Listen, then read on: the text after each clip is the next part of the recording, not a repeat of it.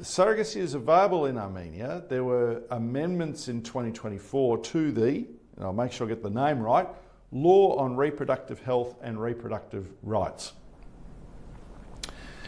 So what does that do? Well, the first thing to know about Armenia is that every year I make application of the Freedom of Information to the Department of Home Affairs for where children are born through surrogacy overseas. The department keeps statistics, and it's the only place in the world that does this, about how many children are born overseas through surrogacy when they apply for citizenship, Australian citizenship, and where they were born.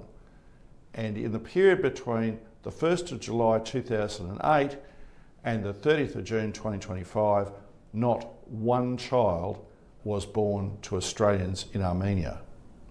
Now, I've had Australian Armenian clients before. They might one day go through Armenia, but there are certainly issues with Armenia.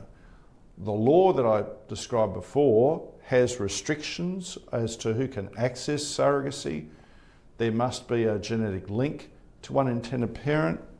The people who can access are either legally married heterosexual couples or single men or women under the age of 55, women 52.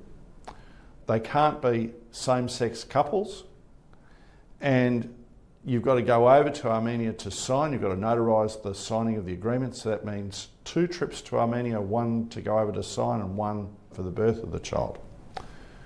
The estimated cost is cheap, 50 to 75,000 US, so about up to 100,000 Australia. That's cheap in the scheme of things.